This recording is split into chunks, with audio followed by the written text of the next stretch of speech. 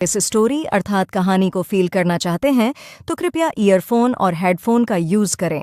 चलिए शुरू करते हैं। किस तरह आखिरकार में हिंदी में आया कहानी लेखक शमशेर बहादुर सिंह जी के द्वारा लिखित है। इस कहानी के माध्यम से लेखक के द्वारा अपने हिंदी लेखन विद्या में आने की घटनाक्रम का उल्लेख किया गया है।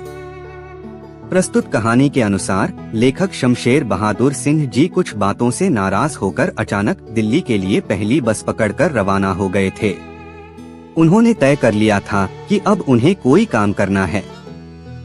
वे अपनी ख्वाहिश के अनुकूल पेंटिंग की शिक्षा लेने के लिए तैयार हो गए थे। लेखक परीक्षा में पास हो गए थे तथा उनके पेंटिंग के प्रति समर्पण भाव को देखते हुए बिना फीस का ही उन्हें प्रवेश दे दिया गया था।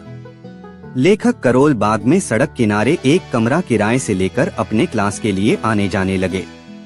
लेखक अक्सर रास्ते में आते जाते ड्राइंग के साथ साथ कविताएं भी लिखा करते थे, परंतु उन्हें इस बात का कभी गुमान नहीं था कि उनकी कविताएं कभी प्रकाशित भी होंगी।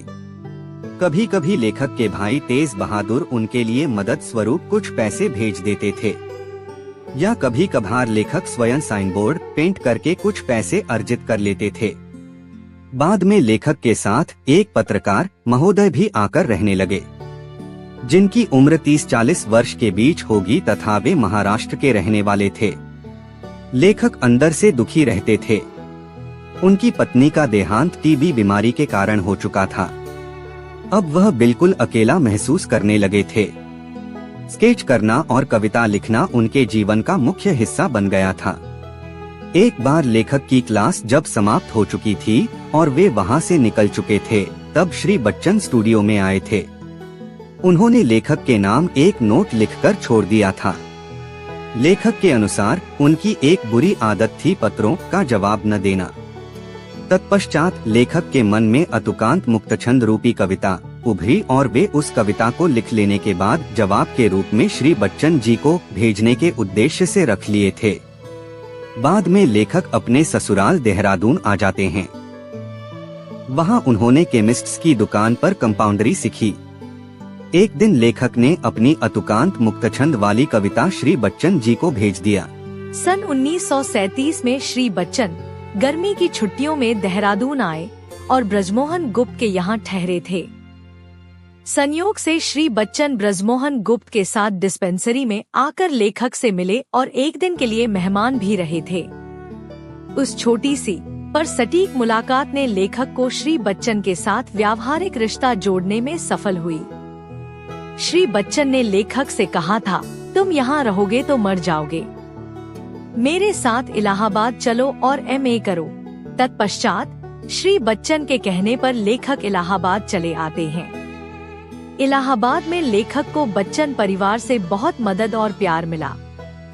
बच्चन के पिताजी ने एक गार्जियन की भूमिका निभाते हुए लेखक को उर्दू फारसी की सूफी नज़मों का एक संग्रह बड़े स्नेह से दिया था। लेखक का रुझान कभी भी सरकारी नौकरी की तरफ नहीं रहा। फलस्वरूप वे सरकारी नौकरी से दूर रहे। लेखक के अनुसार श्री पंत जी की सहायता और कृपा से उन्हें हिंदू बोर्डिंग हाउस के कॉमन रूम में एक सीट फ्री में मिल गई थी। वहां पर लेखक को इंडियन प्रेस से अनुवाद का काम करना था। तत्पश्चात लेखक ने ये ठान लिया था कि अब उन्हें हिंदी कविता गंभीरता से लिखना है।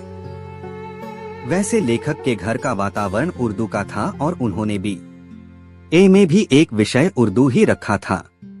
लेखक अपने बचपन के युग को धन्यवाद करते हैं कि किसी भाषा को लेकर कभी कोई दीवार उनके चारों तरफ खड़ी न हो सकी। अगर आपको वीडियो अर्थार्थ कहानी को सुनने में फील आई हो तो वीडियो को लाइक और चैनल को सब्सक्राइब करें। मिलते हैं अगले वीडियो में किसी अगले कहानी के साथ। तब तक के लिए प्रणाम।